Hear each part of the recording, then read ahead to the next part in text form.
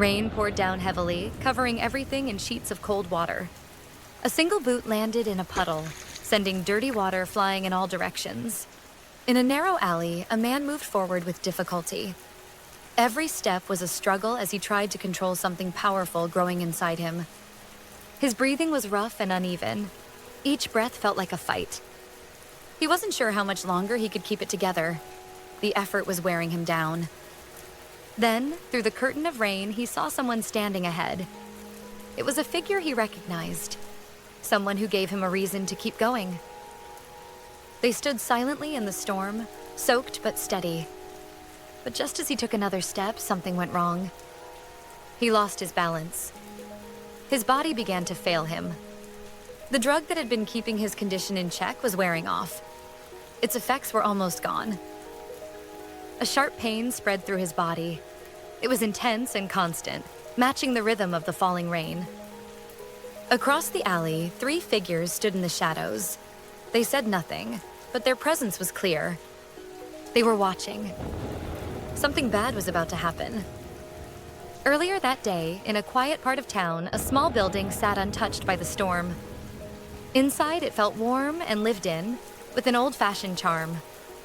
Olivia walked in, moving slowly. She looked tired. Her eyes were dull from lack of sleep. She spoke gently, asking for attention. The man inside didn't turn around. He was in his 40s, wearing an apron, and focused on slicing a large fish with a sharp knife. Each cut was clean and steady. Olivia asked if she could get an advance on her paycheck. He kept facing forward. His answer came quickly. He reminded her that she already got an advance last month. She tried again, this time mentioning her daughter. That changed his tone. He snapped back with frustration in his voice. She stepped back, holding her arm. Her face showed quiet disappointment. He turned to face her, hitting the table as he did. His expression was emotional. He began to cry, speaking loudly about her struggles, her sick child, and her broken relationship. Olivia responded softly. She corrected him. Her husband hadn't cheated. He calmed down, sighed, and finally agreed to help her. But he made it clear, this would be the last time. Olivia felt a wave of relief as her boss agreed to help. She thanked him quietly and let out a long breath. The tension in her shoulders eased. She mentioned that the money would cover her daughter's prescription for the month. Her hand rested over her chest as she spoke. The boss nodded and stepped into the back room to get the money. When he returned, he handed it over and added a few words of advice. He reminded her not to lose herself, no matter what life brought. A clear mind, he said, kept the home in order. Olivia smiled and joked that staying calm still required money. She reached for the door and told him she was heading out. But before she left, he stopped her and pointed out a stain on her shirt. She looked down and saw fresh mud. Tired and frustrated, she sighed. The last thing she wanted was to run into Max like this. She told him she'd change quickly and stepped outside. The storm was still heavy as she made her way home. Then she saw something that stopped her. A person was lying in the rain, not moving. She stared, confused. Blood was pooling around him. Fear gripped her, but she didn't walk away. She rushed to him and called out, asking if he was okay. Her voice shook. The man groaned. His eyes opened slightly, still unfocused. She repeated the question, louder this time.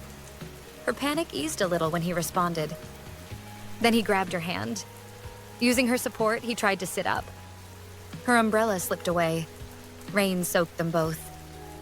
He spoke in a quiet, tired voice, asking her not to leave. Olivia froze. His eyes met hers.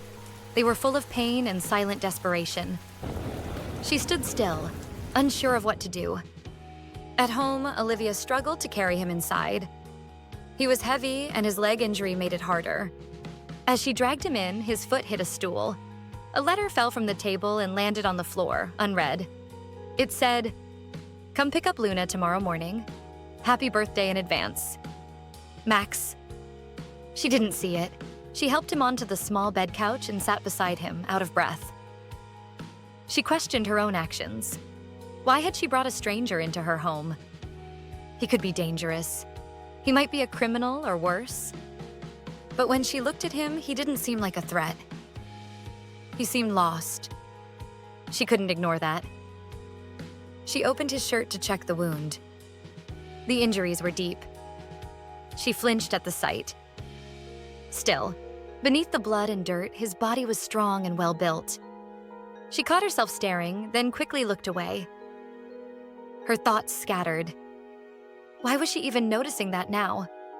Someone was clearly injured, but Olivia found herself distracted by how he looked.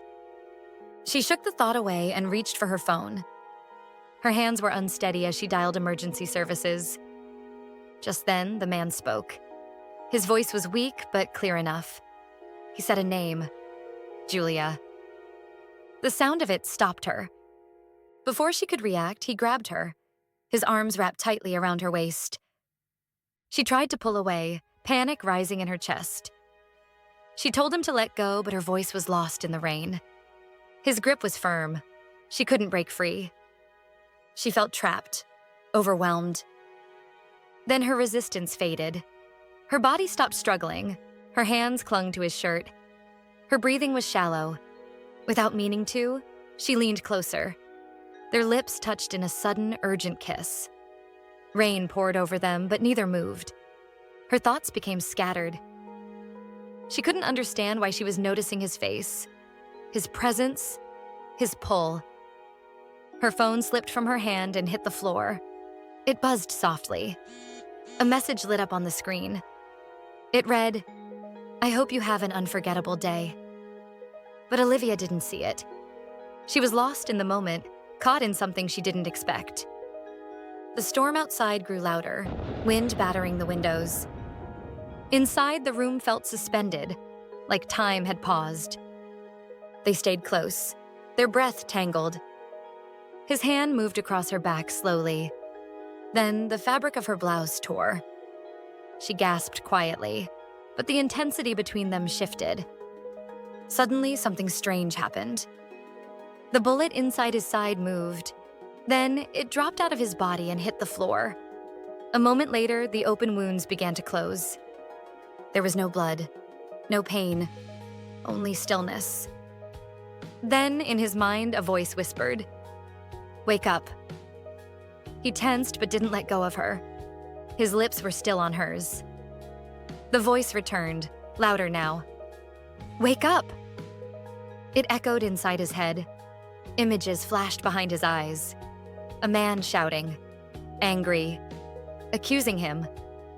He heard the words, "You killed her. You killed Julia." The guilt felt crushing. He froze. Another image appeared. A woman, pale, standing in front of him. She looked familiar. He whispered the name, Julia.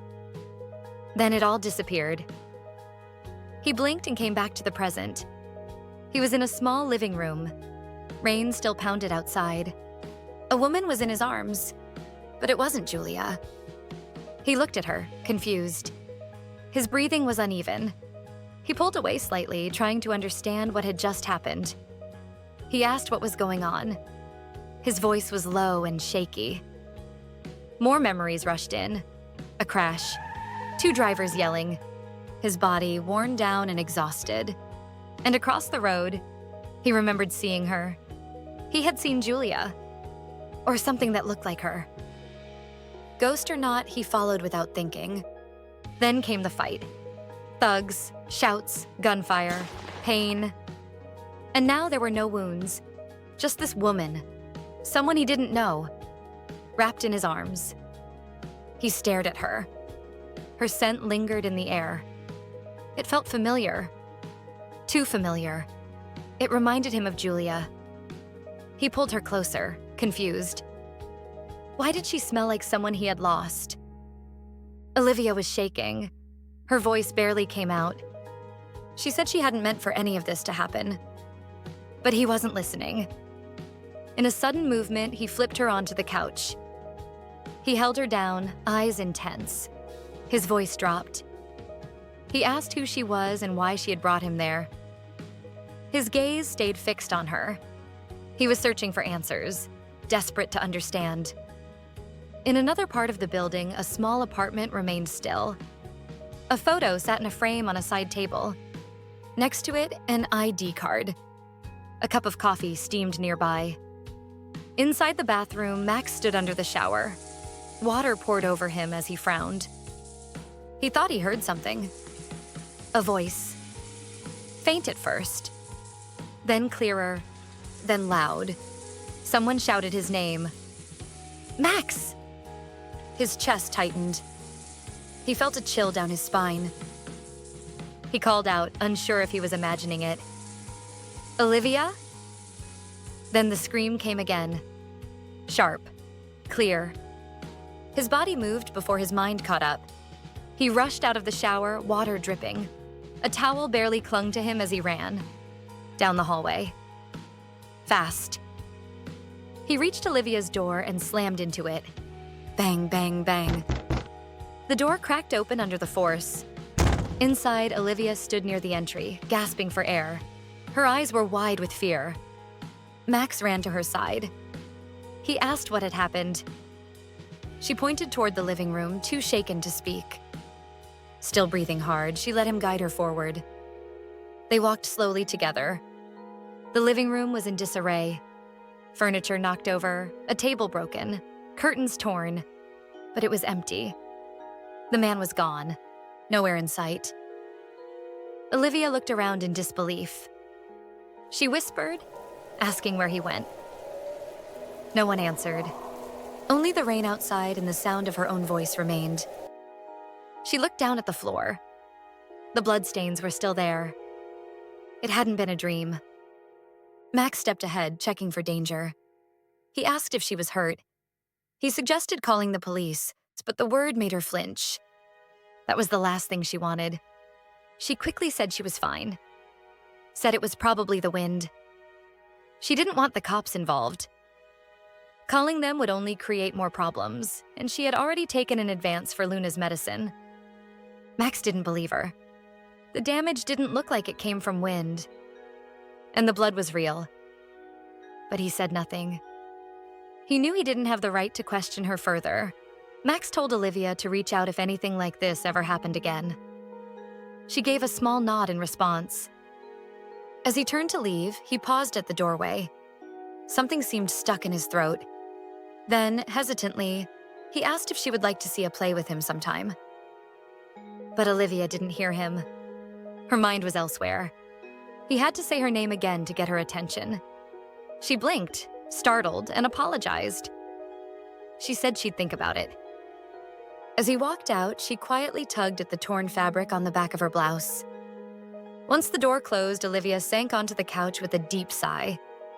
In her hand, she held something up to the light. A bullet. She was certain it had come from him. But how had he escaped? Especially in that condition. And more importantly, who was he? Elsewhere in the city, a tall skyscraper stood against the night sky.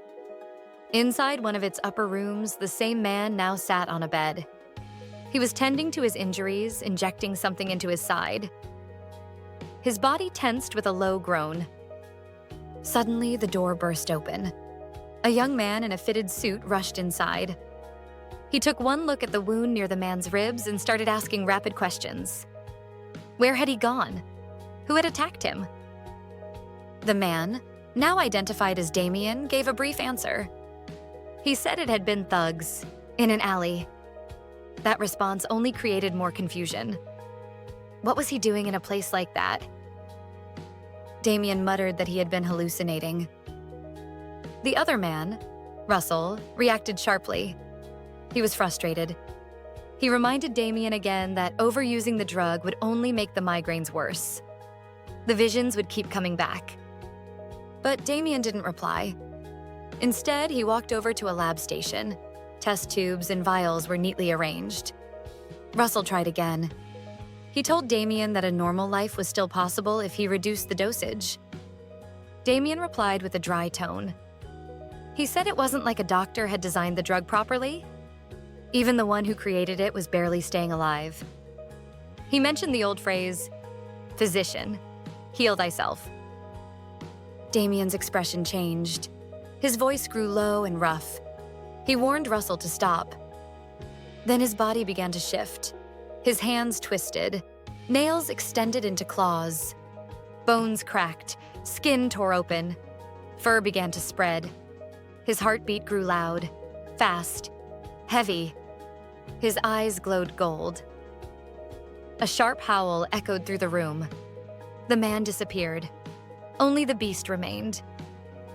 Now inside a reinforced cage, Damian sat calmly once more. In a steady tone, he explained. He said that in an age when werewolves were hunted, survival came down to one thing: ISP, a drug he had created himself. It was made from wolfsbane, the same plant that humans had once used to destroy his kind. Damian explained how the original drug had been developed. His father had first extracted it to suppress their natural instincts. Damian had tried to improve on it, to make it safer and more stable. That effort led to a major breakthrough. It became the foundation of his pharmaceutical company, TerraCure. As he stood quietly, something returned to his thoughts. Her. The migraines had stopped. His body had calmed. And it had all started after she touched him. He handed Russell a torn strip of fabric, a piece from her blouse. He told him to find her. She was important. She might hold the key to the next version of ISP. Russell agreed, but paused at the doorway. He had one more question. What about him? Somewhere else in the city, music pounded through a nightclub. Lights flashed. People danced, drank, and shouted over the beat. Down a narrow hallway, a shadow moved. Face hidden, steps steady. In a nearby room, loud with laughter and indulgence, people lost themselves in distraction. But one man sat alone. He ignored the noise. He sipped his drink in silence, detached from the chaos around him. Then the door slammed open. A figure stepped inside. He was calm, cold, and dangerous. He walked straight through the noise like it didn't matter. He stopped in front of the seated man. Without hesitation, he struck. A punch landed hard against the man's jaw. The sound cut through the music. Screams followed. People scattered. The man raised his head slowly. His name was Silas. The air turned tense. The room quieted. The man who hit him, Turner, stood tall, eyes fixed on him. He didn't yell. He didn't need to. His voice was cold and sharp. He asked Silas if he had finally given up on killing his father and his brother.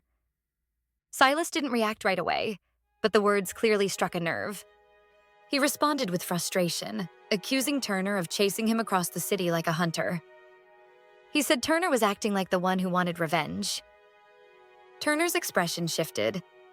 He clenched his jaw. His fists tightened. Then, in a low voice, he told Silas something that cut deep. He said he had taken Silas in because he believed he was a wolf, not a whining child. That comment broke something inside Silas. The cup in his hand shattered. Rage filled his eyes. He lunged. His fist slammed into Turner's face. Glass and trays flew in every direction. The table tipped over from the force. They hit the ground hard. Silas on top, his hand wrapped around Turner's neck. He squeezed tightly, voice low and dangerous. The growl in his throat was impossible to ignore. Turner didn't resist. Instead, he smiled. There was something strange about it, like he had wanted this all along. With effort, he loosened Silas's grip from his throat and stood up. He brushed off his clothes, then said simply, "Come. We've got work to do." Outside, the neon sign for Moon Dance glowed softly in gold under the evening sky. Inside the building, Olivia stood in the changing room. She was removing her blouse, balancing her phone between her shoulder and ear. She was on a call with Minsoon, checking in on Luna. Minsoon reported that Luna had finally fallen asleep. She had complained about being hungry for a while, but had settled down. Olivia mentioned the blouse. how it had torn. Minsun reacted immediately, her usual dramatic tone rising. She scolded Olivia for ruining what she claimed was an expensive shirt. Olivia apologized, guilt creeping in. But before she could say more, Minsun cut her off with a sharp question. "Was it Max?" Olivia tensed. She almost choked. Her voice shifted, becoming defensive and unsure. She denied it quickly, but Minsun didn't seem convinced. The call ended soon after. Olivia let out a deep breath, like she had just escaped a small disaster. Dating? That was the last thing on her mind. She barely had time to think, let alone breathe. As she reached into her bag, her hand touched something cold. She paused. Her fingers wrapped around it. It was the bullet. From that night, her heart skipped a beat. Just thinking of Damian sent a shiver down her spine. Her chest tightened. Her heartbeat quickened. She shook her head and slammed the locker shut. It had been a mistake. It wouldn't happen again. Behind her, the outer door creaked open. She didn't notice. Turner and Silas entered the room. They were quiet and serious. They looked around. The room was empty. Good. Turner pulled a small book from his jacket and slid it across the table. It contained the details of their next target. Someone with no known connections. No one would come looking. Silas flipped through it without much interest. He asked if this target was supposed to be the new beta. Turner confirmed. He warned that this mission had to go smoothly. No mistakes like before. He took a jab at Silas, mocking a past moment when he had nearly been overwhelmed by another werewolf. Silas snapped. He slammed his fist on the table and told Turner to stop. Then he paused. He smelled something. Familiar, sharp, unmistakable. His eyes shifted toward the locker room door. Slowly, he moved in that direction. Turner called after him, confused. But Silas didn't respond. He pushed the door open. He saw her, Olivia. Her back was turned. She heard him and spun around, startled. Her voice rose. She told him to leave. This was a women's changing room. But Silas didn't respond. He kept walking toward her, slow and controlled. Something about her scent had changed everything. It smelled like Julia's. He grabbed her and pulled her close. His face pressed near her neck as he breathed in deeply. Olivia screamed and fought against his grip. But Silas wasn't really seeing her anymore. All he focused on was the scent.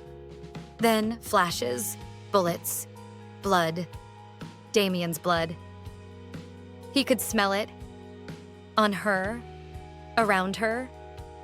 Why? His thoughts darkened. His body began to tremble.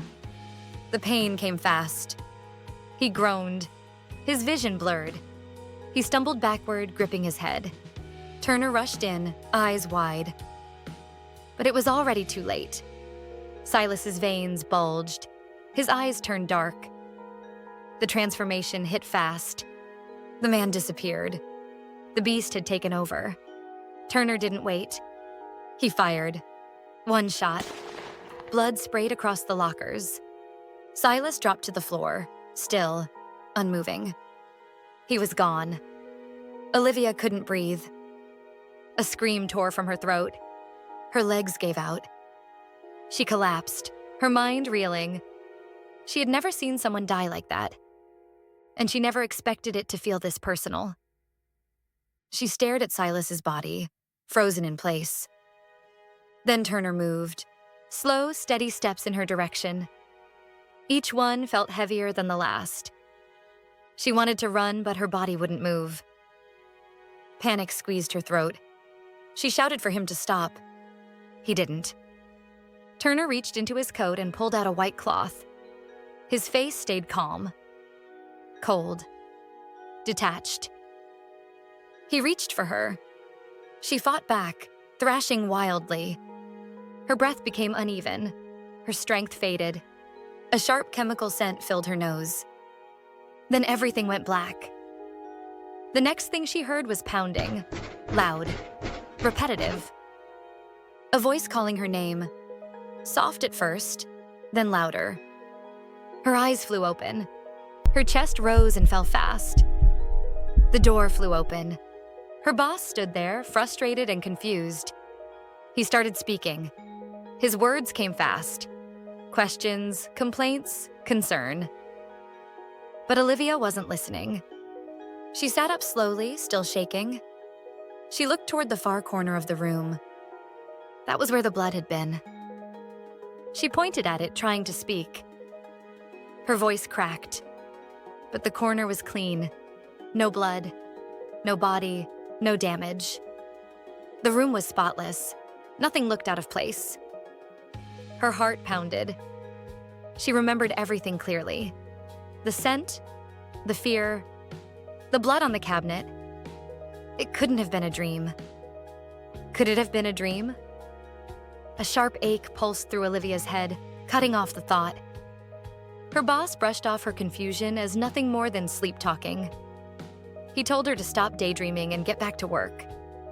Then he left the room, muttering as he walked away. Olivia didn't move. She sat still, unsure of what to believe. Everything she had seen and felt had been vivid. Too vivid. But how else could she explain it? Maybe it really had been a dream. It couldn't have happened. Could it? In another part of the city, a grand cathedral stood quiet beneath the evening sky. Inside, tall walls stretched high above, ending at a glowing cross mounted on the far end. A nun lit candles in a corner of the hall. Beside her stood a priest. It was Turner. He held a bullet between his fingers. His eyes were locked on it, his mind elsewhere. He thought back to Damian Brown. Damian, someone once seen as untouchable, had been shot. Maybe the rumors about his declining health were true after all. Still, that night had almost gone badly. Turner knew they had come dangerously close to failure. At least Silas had been handled. He remembered burying the body himself in secret. That part was finished. But Olivia's name stayed with him. Who was she? And what was her connection to Damian Brown? He would have to look into it. Soon. Then a voice called out to him. "Father!" Turner quickly hid the bullet in his pocket as two young men approached. He greeted them and asked why they were visiting on a Wednesday. The taller one, Brother Andreas, explained that he was playing the lead in a play that weekend and wanted Turner to attend. The man next to him introduced himself as Max Reynolds. He offered a warm handshake and complimented Turner's most recent sermon. Andreas added that they had met overseas, at a station abroad. Max nodded, confirming it. He said he used to work as a war correspondent. These days, he was back to normal reporting. Turner asked what kind of stories he covered now. Culture? Social affairs? Max replied that he was still figuring that out. He said he was considering social issues in the future. But for now, he was focusing on celebrity news. Andreas turned back to Turner and asked again, would he come to the play? Turner shook his head. He said he would be busy that day. Andreas looked disappointed, though he quickly hid it. Andreas gave a polite bow, saying he had wanted to save Turner a VIP seat. But it was fine. There would always be another time. Turner nodded in return. As the two young men walked away, Andreas leaned in and teased Max quietly. He asked if Max had invited Olivia, the single mother he seemed to care a bit too much about. Max laughed nervously. He brushed it off, saying they were just friends. They looked out for each other, nothing more. From behind them, Turner watched. His gaze sharpened. He muttered under his breath that priests were supposed to wish people well. But his expression said something else. A silent warning aimed at their backs. Night settled over the city. Inside a modest apartment, two different energies filled the space. Minson moved with her usual brightness. She was cheerful, chatting nonstop while holding Luna in her arms. Olivia, by contrast, was distant. She moved slowly, distracted as she packed a small backpack. Her thoughts were far away. Too many strange things had happened lately. The night with Damian made no sense. And the dream she couldn't shake, it still clung to her. She didn't even notice Minsun at first. Not until her name was called, loud and sharp enough to snap her out of it. Minsun began teasing her. She talked about dates, about clothes, about men, and about Max. Luna joined in with innocent questions. Minsun kept stirring the topic, playful as always. Olivia denied it all, but her thoughts were unfocused. Her defenses felt weaker than usual. Maybe a distraction wouldn't be the worst thing. Minsun returned holding a dress. It was simple, elegant, but not over the top. Olivia hesitated. It felt like too much. But Minsun didn't back down. She insisted. The teasing continued until something in Olivia cracked. Her usual calm slipped. The confusion, the hesitation, it all showed. Even the suggestion of a kiss made her pause. She didn't brush it off. Instead, she stayed with the thought for a while. Maybe it wouldn't be so bad. As morning light filled the sky, one building stood out against the skyline. TerraCure. Its top floor gleamed, a symbol of wealth and control. The CEO's office sat at the top. Polished floors, glass walls, and a stillness that disguised the storm building within. Damian Brown sat there. Mysterious, powerful, untouched by scandal, at least officially. He had risen from obscurity to influence almost overnight. Stories surrounded him. Some said he was the hidden heir of a powerful CEO. Others claimed he had ties to government figures. But lately, the whispers had turned darker. There were rumors. Addiction, a rare illness. And then the theory. TerraCure's intense focus on obscure diseases wasn't charity work. It was survival. Damian's own. Max sat at his desk, shoulders tense. He rubbed his temple as he read through yet another article draft. Now it made more sense. His editor's constant push to investigate TerraCure. But Max still didn't understand the angle. Why the obsession with Damian Brown's personal life? Shouldn't they be looking into his labs, his trials, or the business practices behind the curtain? Yet the pressure didn't ease. His headache pulsed in sync with it. In Mr. Reynolds' sleek office, Max sat stiffly across the table. To his right, Damian Brown sat silent, calm, unreadable. A secretary was seated between them, forming a wall of sorts. The interview began. Max asked his first question. The secretary responded. Max pushed, politely but firmly. He said he needed Damian's direct reply. The room went quiet. Damian stood. The meeting was over. It was clear and final. But Max wasn't ready to leave. He called after him, needing more. Anything that might give him insight. Damian paused. He turned halfway.